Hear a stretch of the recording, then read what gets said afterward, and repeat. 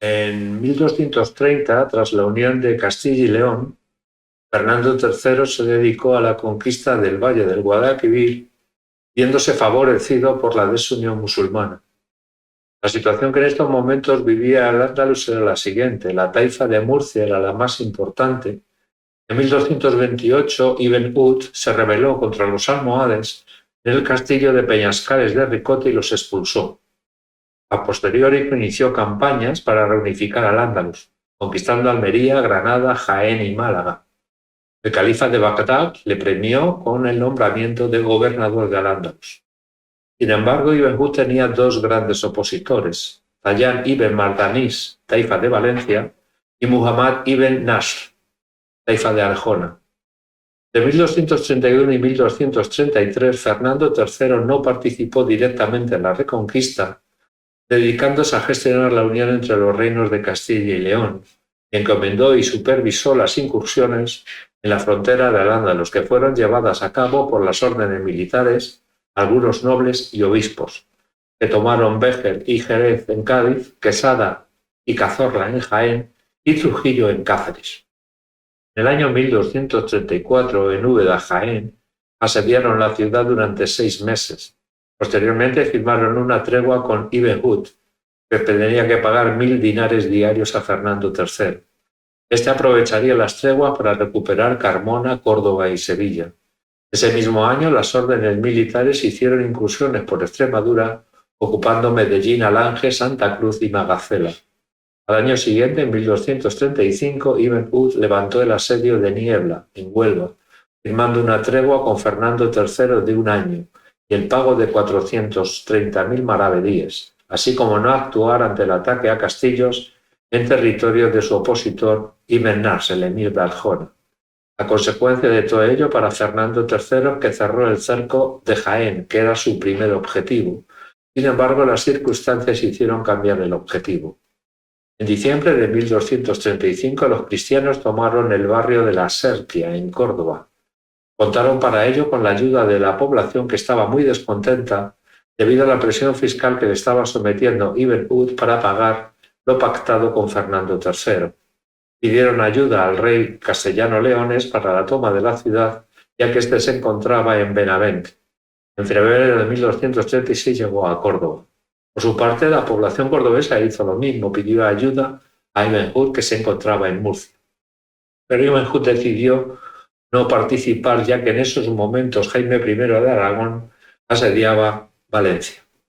Después de 3 meses de asedio y la firma de una tregua con Muhammad ibn Nasr, el emir de Arjona y enemigo de Ibn Ud, Córdoba se rindió en junio de 1236. Fernando exigió la entrega de la ciudad intacta y vacía y permitió la salida de los musulmanes con sus bienes muebles. Por otra parte, se volvió a firmar una tregua con Ibn Ud de una duración de 6 años, donde tendría que pagar 52.000 maravedíes anuales en el plazo cuatrimestral. Al día siguiente, Fernando III entró en Córdoba, transformó la mezquita en catedral y dispuso la devolución a Santiago de Compostela de las campanas sustraídas por Almanzor. Fernando regresaría a Castilla para casarse con Juana de Ponthieu, llevaba viudo desde hacía 1 año, y dejó a Alfonso Telle de Meneses como gobernador de la ciudad y Álvar Pérez de Castro como gobernador militar.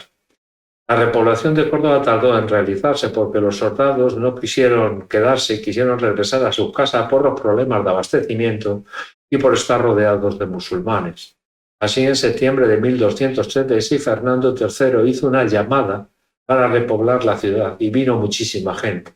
El 74% de ella procedía de Castilla y León. La escasa productividad de la tierra causó epidemias de hambre que pudieron subsistir gracias a las aportaciones de dinero y alimentos realizadas por el rey. Fernando regresaría a Córdoba tras el fallecimiento de Pérez de Castro y entre los años 1240 y 1241 culminaría la conquista de la zona por medio de armas o por medio de pactos. Así tomó Écija, Almodóvar, Estepa, Monzón, entre otras, que se comprometieron al pago de tributos y aceptaban guarniciones cristianas a cambio de mantener sus tierras. Muhammad ibn Nasr, señor de Arjona, se sublevó contra Ibn Ud aprovechando la reconquista de Córdoba y la relación de vasallaje que éste mantenía con la corona de Castilla. En 1237 le asesinó y al año siguiente Ibn Snar ocupó Granada, después de ayudar a Fernando III en la reconquista de Córdoba. Y desde allí se extendió a Málaga y Almería. De esta manera nacería el reino nazarí de Granada. Tras el asesinato de Ibn Hud en el año 1238, el gobierno del Reino de Murcia quedó en manos de reyezuelos débiles.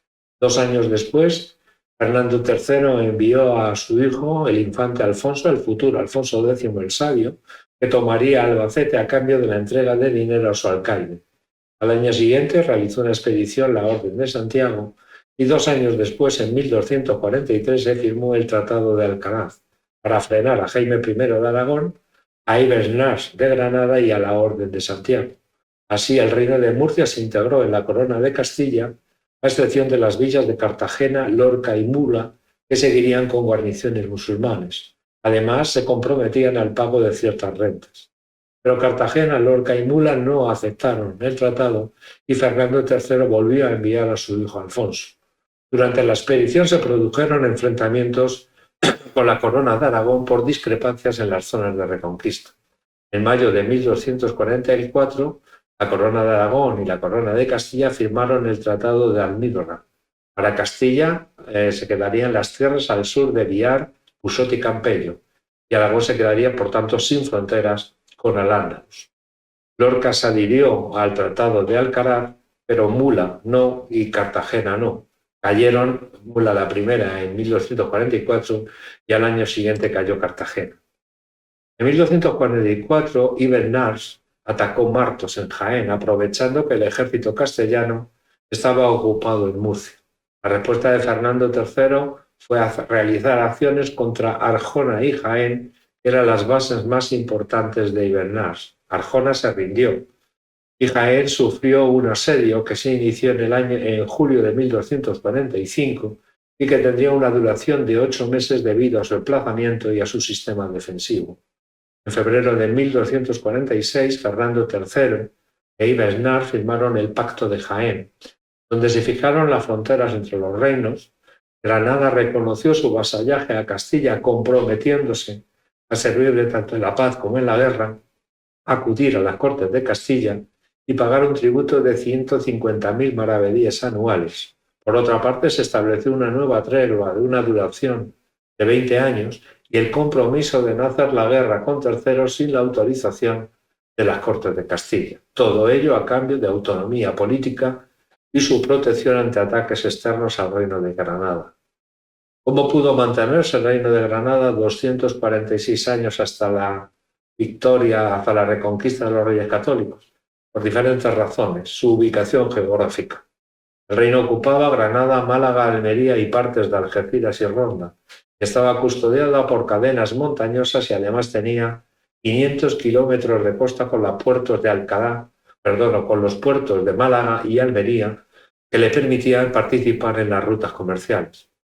Por otra parte, estaba fuertemente fortificada y sus gobernantes mantuvieron un equilibrio diplomático con los castellanos. Pagaban puntualmente sus tributos y buscaban siempre buenas relaciones con las autoridades cristianas. Por otra parte, se aprovecharon de los problemas internos de la corona de Castilla. Tenían una agricultura productiva, una artesanía que funcionaba y un comercio fructífero, y por último tenían fuertes vínculos políticos y culturales con el norte de África. En marzo de 1246, Fernando III entraba en Jaén y permaneció allí todo el invierno. Reunió un consejo que decidió que su siguiente objetivo sería Sevilla. Para la reconquista de Sevilla era necesario llegar a un acuerdo con Jaime I de Aragón y con Ibn Snar de Granada. Fijarían las fronteras tanto con los reinos de Valencia y de Murcia. Mientras se preparaba un gran ejército. Tomarían primero Alcalá de Guadaira y se hicieron correrías por las comarcas de Aljarafe y Jerez, bloqueando de esta manera a Sevilla por el este. Pero para conseguir la toma de Sevilla se necesitaba un gran ejército. En esta expedición formarían parte los maestres de las órdenes de Santiago, Alcántara, Calatrava, El Temple y San Juan, así como principales nobles de Castilla, milicias de los concejos y cruzados franceses. También se necesitaba dinero y en marzo de 1247 Inocencio IV concedía a Fernando III una bula de cruzada por la cual podía hacer uso temporal de ingresos de la Iglesia, las tercias reales, para la financiación de dicha expedición. Y por último necesitaba una flota para romper las vías de comunicación por el río Guadalquivir. 16 barcos al mando de Ramón de Bonifaz, reclutados en el Cantábrico, fueron puestos en manos de Fernando III. Sevilla fue asediada desde julio de 1247 a noviembre de 1248. ¿Por qué duró tanto?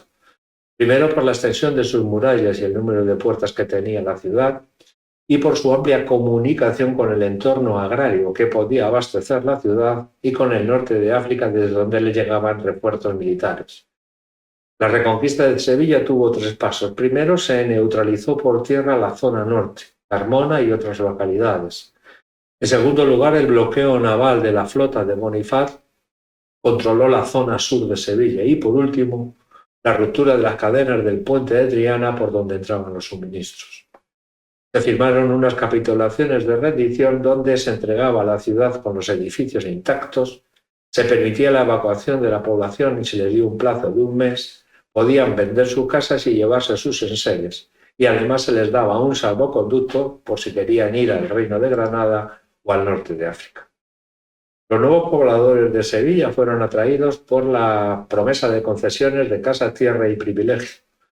En su mayoría procedían de Castilla y León, pero también los había extremeños, gallegos, asturianos, cántabros, vascos e incluso extranjeros muy vinculados tanto al comercio como a la artesanía. Esta diversidad se reflejó en la organización de la ciudad en barrios asociados al origen de los habitantes. ¿Cómo se hizo el asentamiento? Fernando III ordenó a una comisión el reparto de casas, tierras y huertas que se registrarían en el libro del repartimiento. Los más beneficiarios fueron los que participaron en la conquista, órdenes militares, nobles y eclesiásticos, que recibirían grandes extensiones de tierra en el entorno del Guadalquivir.